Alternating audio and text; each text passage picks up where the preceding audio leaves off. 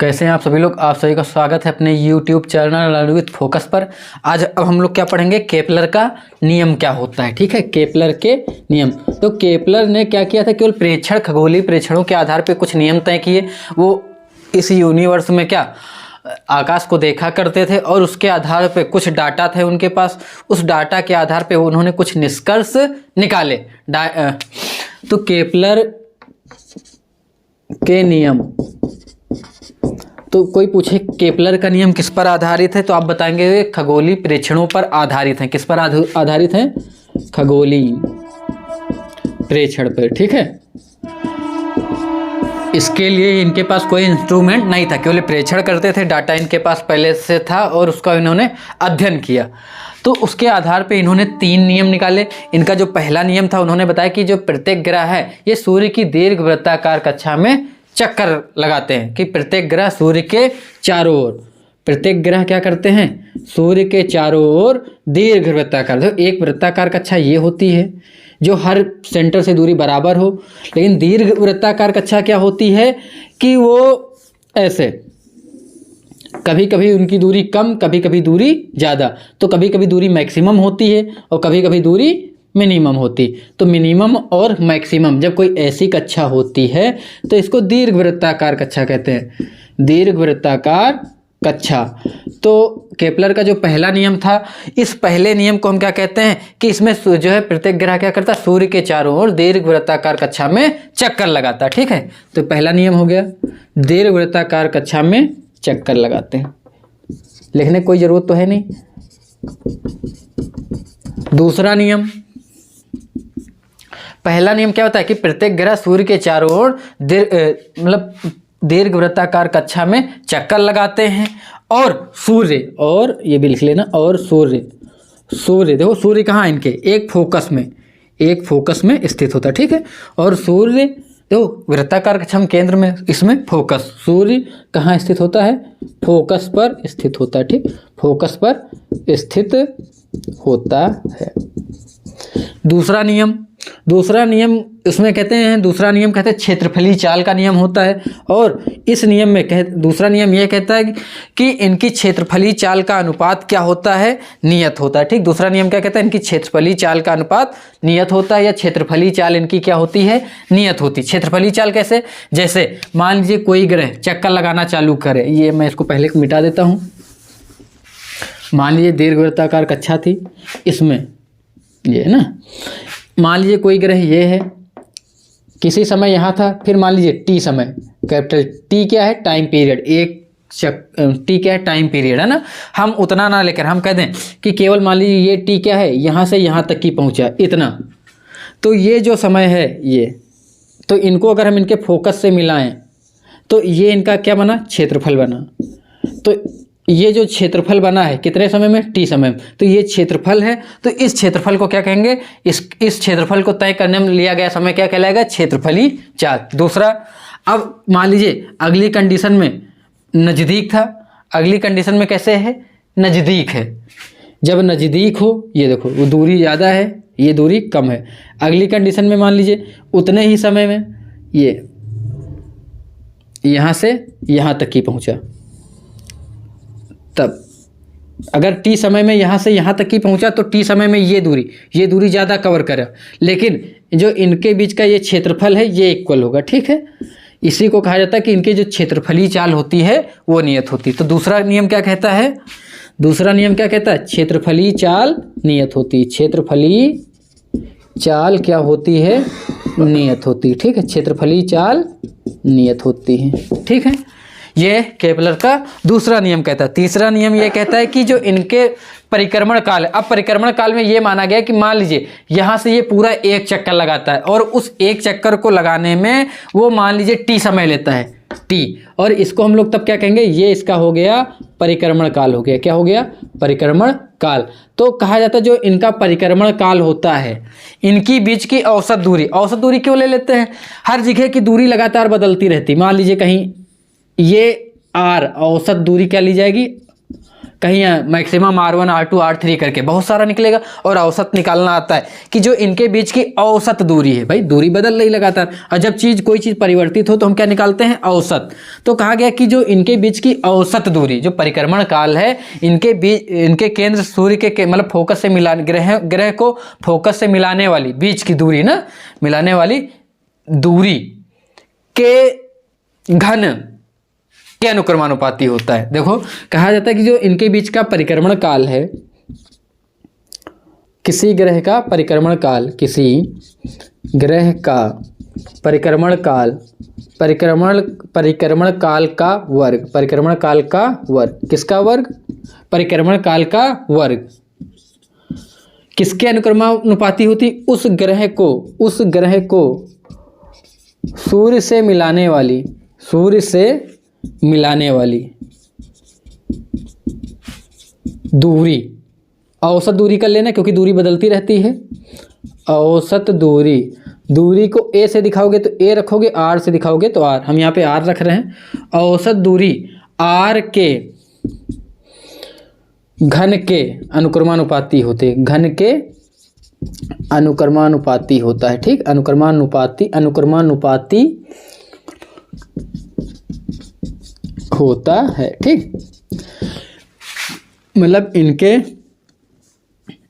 औसत दूरी कितनी, आर, तो इनके क्या होगा, अनुक्रमानुपाती। अब मान लीजिए दो ग्रह अलग अलग होते, ये सूर्य का सेंटर होता, एक ग्रह ये लगा रहा होता, दूसरा ये लगा रहा होता, तो अगर पहले की दूरी R1 होती, ये समय T1 लेता, दूसरे की दूरी R2 होती, औसत दूरी बात कर रहे हैं ना, क्योंकि दूरी हर जगह बदलेगी, औसत निकालेंगे, और इनका परिक्रमण काल T2 होता। तो अगर हम इस रिलेशन से निकालते तो हमारा क्या होता, T1, इसको अगर हम T1 माने, T1 इक्वल लगाओगे, प्रोपोर्शनल हटाओगे, R1 क्यूब T2 हो जाएगा, के प्रोपोर्शनल वही आएगा जो इसका नियतांक है, R2 का क्यूब, और दोनों को डिवाइड कराएं तो क्या आ जाएगा, T1 upon T2 equal to R1 upon R2 का इसका स्क्वायर इक्वल टू इसका क्यूब। ठीक, अच्छा ये T1 स्क्वायर T2 स्क्वायर, तो ये रिलेशन आपको याद होना चाहिए, ज़रूरत पड़ेगी तो कर लेंगे, लेकिन ऐसी कोई ज़रूरत हमको है नहीं। तो ये केपलर के नियम थे। फिर केपलर के नियम के बाद अच्छा हम उसमें बल का मात्रक पढ़े थे। बल का मात्रक क्या होता है, न्यूटन होता है। सीजीएस पद्धति में क्या होता है, डाइन होता है। और डाइन और बल के दो मात्रक पढ़े थे। एमकेएस में क्या होता है, न्यूटन होता है। तो जो 1 न्यूटन होता है, 1 न्यूटन 10⁵ डाइन के बराबर होता है। ठीक है, 10⁵ डाइन के बराबर होता है, सोच लो डाइन तो ये हो गया, 1 न्यूटन होता है 10⁵ डाइन के बराबर। इसके बाद हम लोग आगे बढ़ते हैं। अब हमको ये बात समझ में आ गई, हमने कहा था कि मान लीजिए किसी, हमने भार क्या बताया था, वेट क्या होता है कि कोई वस्तु कितने बल से पृथ्वी अपने ओर खींचती है। जैसे F बराबर क्या होता था, mg होता था। F बराबर हमने क्या पढ़ा था, ma पढ़ा था। न्यूटन के दूसरे नियम से मान लीजिए आप अर्थ पे हैं, अर्थ पे जो त्वरण, जिस बल से पृथ्वी किसी वस्तु को अपनी ओर खींचती है तो हम कहते हैं F, उसके कारण जो उत्पन्न त्वरण होता है, वस्तु नीचे की ओर गिरने लगती है, फ्री फॉल होता है ना। तो ये अगर m मास का हो, यहाँ पे एक्सीलरेशन a की जगह क्या उत्पन्न होता है, g, तो F बराबर क्या हो जाएगा, ma की जगह क्या होगा, mg होगा। और सबको पता है कि जब हम g रखेंगे F बराबर mg, हमने कहा था कि इसका भार कितना होगा, तो भार भी तो वही होगा। भार क्या होगा कि कोई वस्तु कितने बल से खींचती, तो m और g हो जाएगा। तो w बराबर वेट को भी हम क्या लिखते हैं, F बराबर mg लिखते हैं। ठीक है, तो ये आपको याद होना चाहिए। F बराबर क्या होता है, mg होता है। दूसरी चीज़ ये कि हमने न्यूटन के पहले नियम से क्या पढ़ा, न्यूटन का सार्वत्रिक गुरुत्वाकर्षण का नियम क्या कहता है कि कोई चीज़, मान लीजिए ये इसका द्रव्यमान m होता है, ये अर्थ के रिलेशन में बात होती, तो अर्थ की मास को me से लिखाते हैं, और इसकी रेडियस कितनी re, और इसके बाद की ये डिस्टेंस h होती, तो और ये m होता। तो न्यूटन के इनके बीच लगने वाला बल Gm1 m2 अपान r स्क्वायर से बताओ क्या होता है। m1 अर्थ है, उसका मास कितना me होगा, m2 की जगह m है, और इनके बीच की दूरी, अर्थ की रेडियस कितनी re, और ये भी प्लस इसके बाद कुछ दूरी ऊंचाई पे होता तो कितना हो जाएगा h, और सामान्यतः 150 मीटर 200 मीटर ये जो ऊंचाई होती है ये कितना ले लेते हैं, ना के बराबर। क्यों? क्योंकि अर्थ की रेडियस कितनी होती, 6400 किलोमीटर। ठीक है, तो ये किलोमीटर को मीटर में बदलोगे तो ये दूरी क्या होती, बहुत कम होती है, तो ना के बराबर ले लेते हैं। तो एफ बराबर क्या होता है, GME/RE²। क्यों? क्योंकि एच की हम लोग क्या रख देते हैं 0, क्योंकि RE बहुत बड़ा हो जाता है किसकी अपेक्षा, एच की अपेक्षा। तो एफ बराबर GME/RE²। ठीक है, तो हमको एक चीज़ यहाँ से ये समझ में आया। फिर दूसरी चीज़ ये कि मान लीजिए इसकी तुलना में एफ बराबर क्या, mg, इस पर लगने वाली मान लीजिए कोई अर्थ पे ही रखी होती तब की कंडीशन के लिए एफ बराबर mg। तो f बराबर mg, हम इन दोनों को देखते हैं और तुलना कराते हैं, दोनों f के मान हैं। तो mg बराबर क्या हो जाता था, GME/RE²।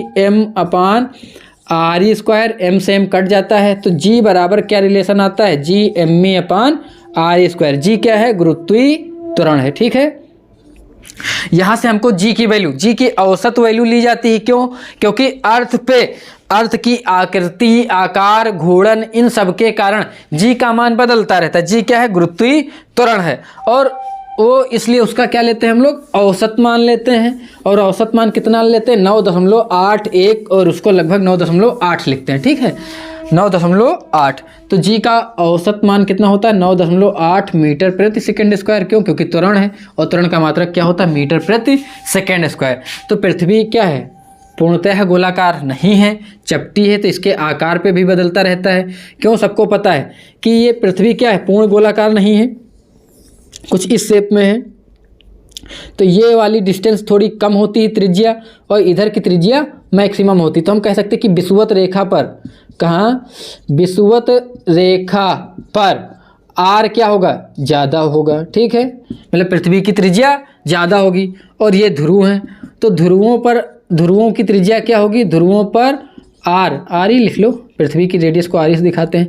ध्रुवों पे r क्या होगा, कम होगा, और सबसे कम होगा। ठीक है, तो इनके आधार पे देखें तो विषुवत रेखा पे आरी क्या होगा, सबसे कम होगा। और सबको पता जब नीचे की वैल्यू कम होती है तो, सॉरी हम क्या बोल रहे हैं, ध्रुवों पे आरी सबसे कम होगा। जब ध्रुवों पे आरी सबसे कम होगा, नीचे की वैल्यू कम होगी, तो टोटल के मान क्या आएगा, ज़्यादा आएगा। क्यों? क्योंकि जी कांस्टेंट है, पृथ्वी का मास द्रव्यमान भी नहीं बदल सकते। तो जब हम इसको रख के सॉल्व करेंगे तो जी सबसे मैक्सिमम आएगा, लगभग 10 आता है, और वो जितना भी आए तो हम क्या कहेंगे, ध्रुवों पर जी, ध्रुवों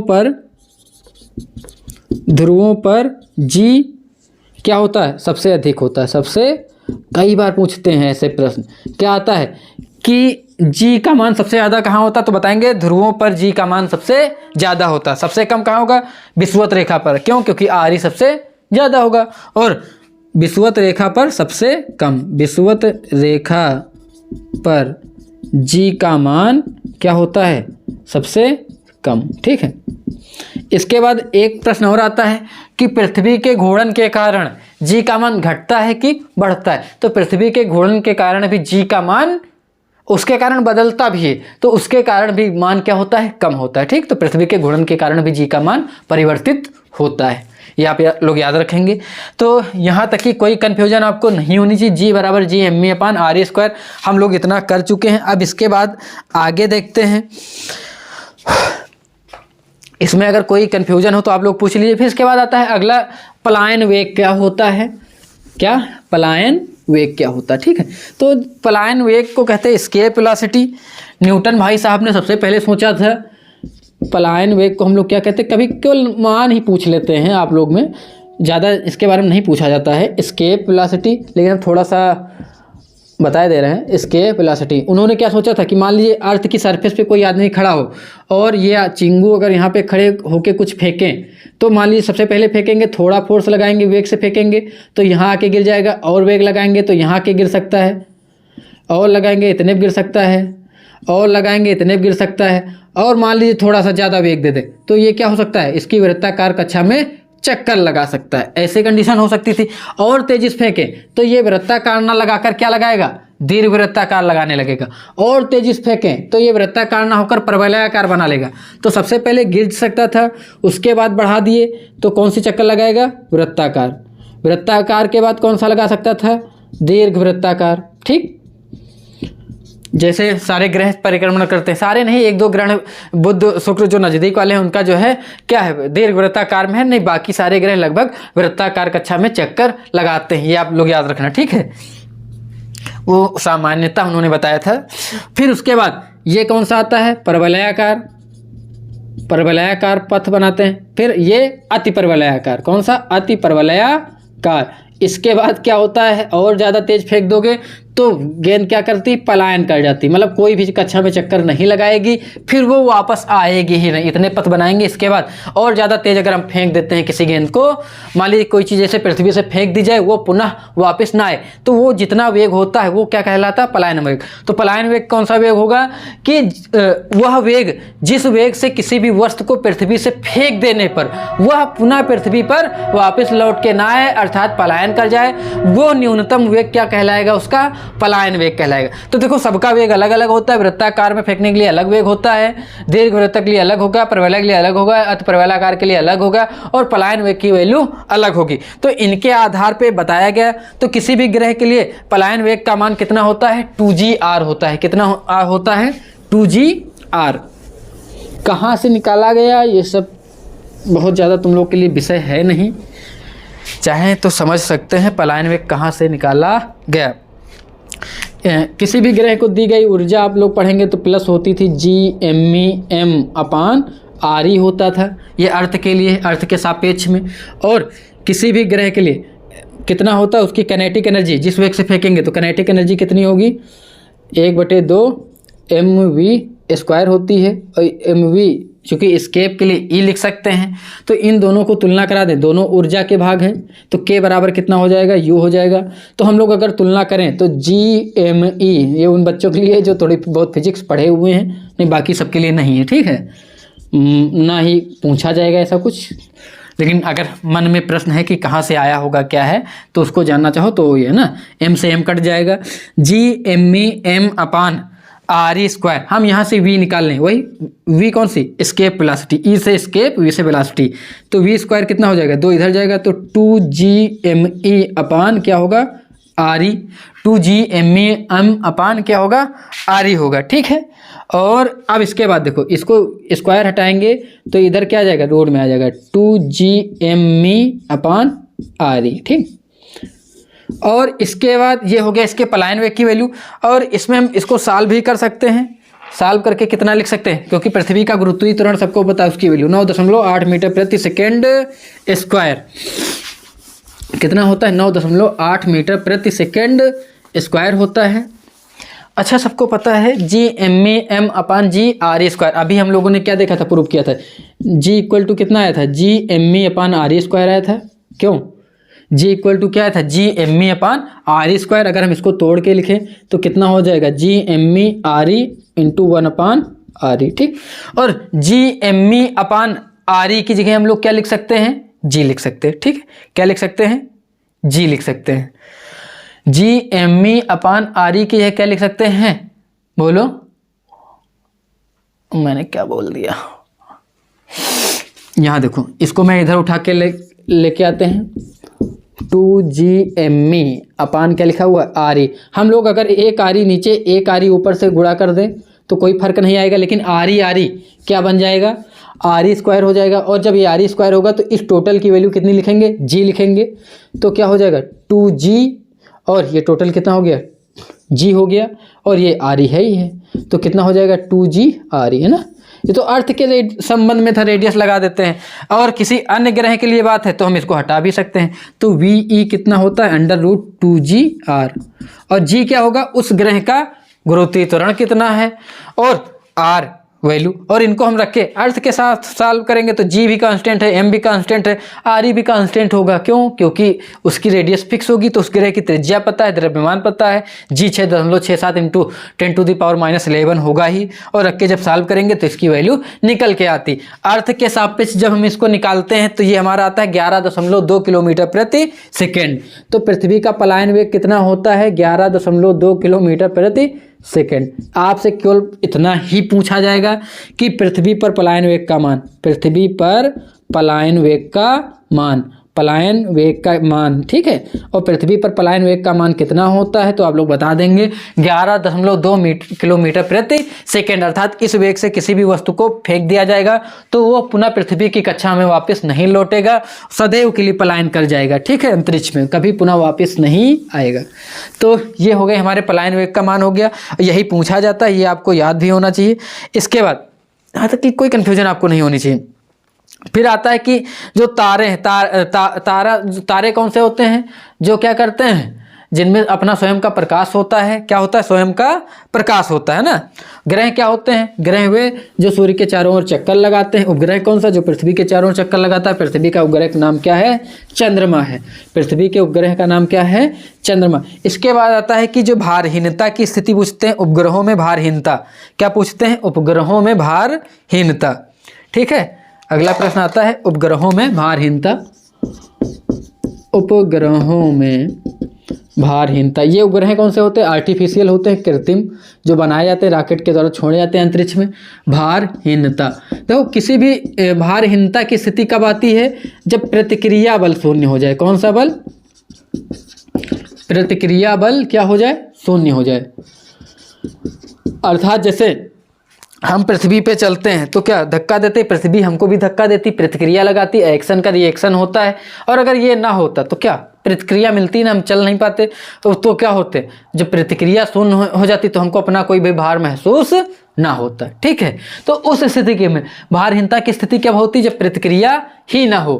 तो जब भी कोई भी वस्तु की प्रतिक्रिया नहीं रहेगी तो उसका भार कितना हो जाएगा? शून्य हो जाएगा, ठीक है। भार क्या होता है? शून्य। और भार कभी कभी पूछते हैं कि मान लीजिए लिफ्ट जब ऊपर की ओर जा रहे हो तो आपका भार बढ़ा हुआ प्रतीत होगा कि घटा हुआ, ये पूछते हैं लिफ्ट में। ऐसा पूछ लेते हैं, लिफ्ट जब ऊपर की ओर जाती है और जब लिफ्ट कहाँ जाए? नीचे की ओर, नीचे की ओर, ठीक है। जब ऊपर की ओर जाएगी तो आपको बढ़ा हुआ प्रतीत होगा। क्या होगा? बढ़ा हुआ प्रतीत होता है। और जब नीचे की ओर आती है तो घटा हुआ प्रतीत होता है। क्या होता है? घटा हुआ प्रतीत होगा, ठीक। ये प्रश्न आएगा, यही इतना पूछते हैं। प्रतिक्रिया क्या होती है? आर बराबर mg होता है। प्रतिक्रिया क्या होता है? आर इक्वल टू क्या होती है? mg होती है। तो इस प्रतिक्रिया के आधार पर डिपेंड करता है। अब मान लीजिए mg ने ma करके हम बताए दे रहे हैं, इसको क्लियर करा देते हैं कि जो तुम्हारा आभासी भार होता है, कौन सा भार? आभासी भार। ये आभासी भार दो स्थिति में डिपेंड करेगा। इस आभासी भार को अगर हम w डैश से दिखा दें तो mg माइनस ma होगा। एक बार जैसे कोई लिफ्ट अगर ऊपर की ओर जा रही है, ठीक है, तो ये क्या होगा? प्लस में होगा। जब ये प्लस हो जाएगा, अच्छा प्लस क्यों होता है? क्योंकि कोई चीज़ ऊपर फेंक रहे हो ना तो घटता है, लेकिन जब माइनस लगाएंगे क्या होगा? प्लस होगा। तो mg प्लस ma, उस समय तुमको अपना भार क्या दिखाई देगा? बढ़ा हुआ। देखो mg प्लस ma, जब नीचे आने लगेगी तब mg माइनस क्या होगा? ma होगा। विपरीत चिन्ह लेते हैं हम, विपरीत लेते हैं दिखाने के लिए, इसलिए तब क्या होगा? w dash equal to mg minus ma, तब तुमको अपना भार घटा हुआ प्रतीत होगा। ये नीचे की कंडीशन में है और ये ऊपर जा रही। जब लिफ्ट ऊपर जाती तो आपको भार अपना बढ़ा हुआ महसूस होगा और नीचे आएगी तो घटा हुआ प्रतीत होगा, ठीक है। अच्छा मान लो किसी भी स्थिति में तुम्हारा भार शून्य प्रतीत हो, कब होगा? जब mg बराबर क्या हो जाए? ma। कब होगा? जब mg बराबर क्या हो जाएगा? ma। m से m कटा मतलब g बराबर किसके हो जाए? a के। अर्थात उसी गुरुत्वीय त्वरण से वो ऊपर या नीचे आने लगे। मान लीजिए लिफ्ट से ऊपर जा रहे थे, अचानक तार टूटा, वो उसी वेग से नीचे गिरने लगे। क्योंकि जब कोई चीज़ मुक्त अवस्था में गिरती है, लिफ्ट मान लीजिए ऊपर, लिफ्ट से ऊपर चढ़ रहे थे, बैठ खड़े थे, कोई दिक्कत नहीं, कोई दिक्कत नहीं। कोई चीज़ अगर ऊपर से फ्री फॉल कराई जाए, गिराई जाए, मुक्त पतन कराया जाए तो वो गुरुत्वीय त्वरण से गिरती है और उसका गुरुत्वीय त्वरण कितना बढ़ता है? a बराबर क्या हो जाता है उस समय? a बराबर हो जाता है g। तो उस समय जब लिफ्ट नीचे गिरेगी तो a क्या हो जाएगा? g हो जाएगा। तो a की जगह हम क्या रखेंगे? g। और तब mg बराबर क्या हो जाएगा? mg। और mg से mg घटेगा तो हमको अपना भार कितना नजर आएगा? शून्य। क्यों? क्योंकि हम उस समय उड़ के छत में लड़ेंगे ना, और डेथ भी हो सकती है, हम भी फ्री फॉल नीचे गिरेंगे, उस समय हमको अपना कोई भी भार महसूस नहीं होगा। तो याद रखना कि जब लिफ्ट की डोरी टूट जाएगी तो आपको जो है भारहीनता की स्थिति महसूस होगी। प्रश्न ये भी आता है।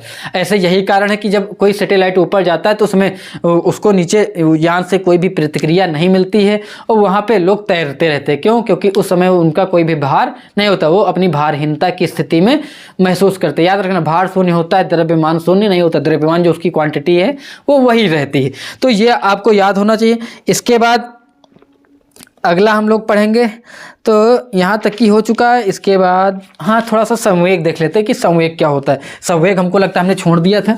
संवेग क्या होता है कि किसी भी वस्तु, देखो कभी कभी क्या देखते हैं कि किसी भी वस्तु को रोकने के लिए, कि मान लीजिए ये 5 की स्पीड से हमारे पास आई, ऐसे लड़ी हम पे और हमने इसको चाहे जितनी स्पीड से रोक लेते हैं। लेकिन अभी 5 की स्पीड से ट्रक आ रहा हो, हम सामने हाथ लगाए, नहीं रुकेगा क्योंकि हमारी क्षमता नहीं। तो हम देखते क्या चीज़, 5 की स्पीड से ये आया, आराम से रोक लिए, हाथ लगा दिए। लेकिन 5 की स्पीड, ट्रक 5 की स्पीड से भी आ रहा, हम पूरे हाथ लगा देंगे तभी हमको रौंदता हुआ निकल जाएगा। तो हमको 2 चीज़ दिखाई दी कि इसके पास एक तो पहली चीज़ क्या था, मास था। दूसरा चल रही तो क्या था, वेलोसिटी था। तो वेलोसिटी इसके पास भी 5 की थी, ट्रक के पास भी 5 का था। तो वेलोसिटी में कोई चेंज नहीं। फिर हमने देखा क्या बढ़ा दिए कि मास को बढ़ा दिया, तब भी हम नहीं रोक पाए उसको, ट्रक को नहीं रोक पाए, इसको रोक लेते हैं उतने में। दूसरी कि यही चीज गोली धाए से लगाई उतने ही मास की, ये आ रही थी, रोक लिए। गोली हाथ लगाएंगे तो हाथ को पार कर जाएगी। अर्थात हम देखते हैं क्या कि वो 2 चीज़ों पर डिपेंड करता है, मतलब जो प्रभाव डालता है वो किस पे डिपेंड करता है, मास पर भी डिपेंड करता है और उसकी वेलोसिटी पे डिपेंड करता है। तो इसी मास और वेलोसिटी के प्रोडक्ट को हम लोग मोमेंटम कहते हैं या संवेग कहते हैं। तो संवेग क्या होता है, आप लोग हमेशा के लिए याद रखना कि संवेग क्या एक प्रभाव होता है। ये किस पर डिपेंड करता है, मास और वेलोसिटी पे। ठीक है, किस पर डिपेंड करता है, संवेग को हम लोग क्या कहते हैं, मोमेंटम कहते हैं। तो किसी भी चीज़ का मोमेंटम क्या होता है, मास और वेलोसिटी का प्रोडक्ट होता है। अर्थात संवेग क्या होता है, किसी भी वस्तु के द्रव्यमान और उसमें उत्पन्न वेग के गुणनफल के क्या होता है, बराबर होता है। इसका मात्रक क्या होगा, ये मात्रक हमको पता है क्या होता है, केजी होता है, किग्रा होता है। और इसका क्या होता है, मीटर प्रति सेकेंड होता है। तो क्या होगा, किग्रा मीटर प्रति सेकेंड होगा। ये आप लोग याद रखेंगे। इसके बाद संवेग ये हो गया। अब इसके बाद संवेग संरक्षण के नियम से पूछा जाता है। संवेग संरक्षण क्या, कि जब भी किसी वस्तु पर कोई बाह्य बल ना लगा हो तो उसका संवेग कभी नहीं बदलता है। तो इसके बारे में आप लोग कभी कभी देखते होंगे, ये पढ़ा होगा कि मान लीजिए पहले का मास एम है, इसकी वेलोसिटी यूवी थी, प्रारंभिक वेलोसिटी यूएस दिखा रहे हैं। दूसरा एमबी मास का था, इसकी वेलोसिटी यूबी थी पहले। इसके बाद इन दोनों का टक्कर हुआ, ये कौन सी स्थिति होगी, टक्कर। तो क्या मास तो बदलेगा नहीं, मास इसका भी वही, इसका भी वही। फिर टक्कर के बाद ये दोनों उसी ही डायरेक्शन में, एक ही दिशा में, दिशा शर्त यही होगी कि एक ही दिशा में। उस समय मास वही है क्योंकि टूटे फूटे नहीं है। इसकी वेलोसिटी वी हो गई, इसकी वेलोसिटी वी भी हो गई। तो कहते हैं कि जो टक्कर के पहले का कुल संवेग है, टक्कर के बाद का कुल संवेग आपस में क्या होंगे, बराबर होंगे। ठीक है, तो टक्कर के पहले का कुल संवेग, तो पहले इसका संवेग कितना होगा, मास और वेलोसिटी प्रोडक्ट होता है, एम ए वी ए हो गया, sorry M A U A हो गया, ठीक, plus M B U B हो गया। टक्कर के बाद एम ए वी ए हो गया प्लस एम बी वी भी हो गया। किसी को फार्मूले प्रूवमेंट चाहिए तो हमारी 9th क्लास की वीडियो में पढ़ा हुआ है, आप आराम से जाके वहाँ देख सकते हैं। ये हो गया after collision momentum equal to before collision. ठीक है, मतलब उनके कोलिजन के क्या होता है, इक्वल होता है।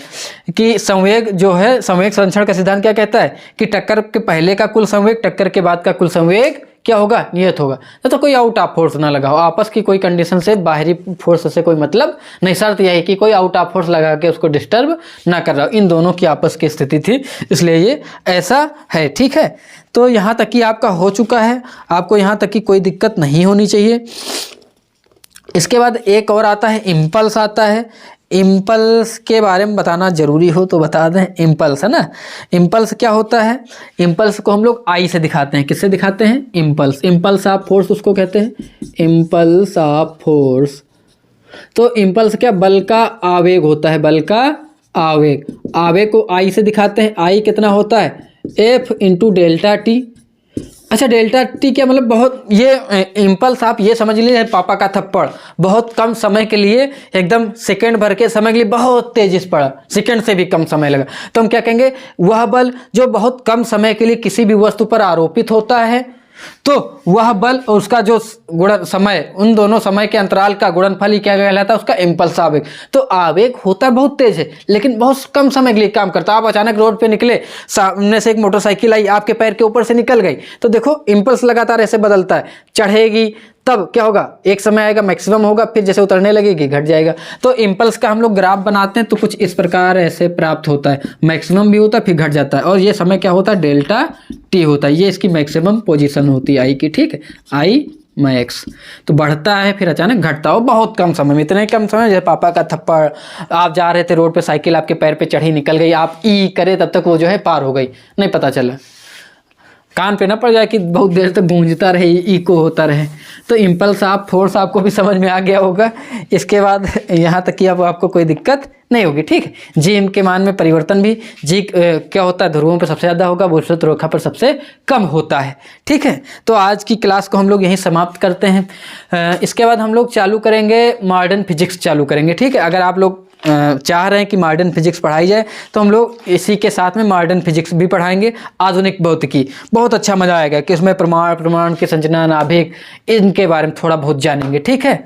तो आज की क्लास को हम लोग समाप्त करते होंगे। आपकी क्लास को अच्छी लगी हो तो कमेंट में ज़रूर बताइए। आप सभी को उज्जवल भविष्य की शुभकामनाओं के साथ शुभ रात्रि।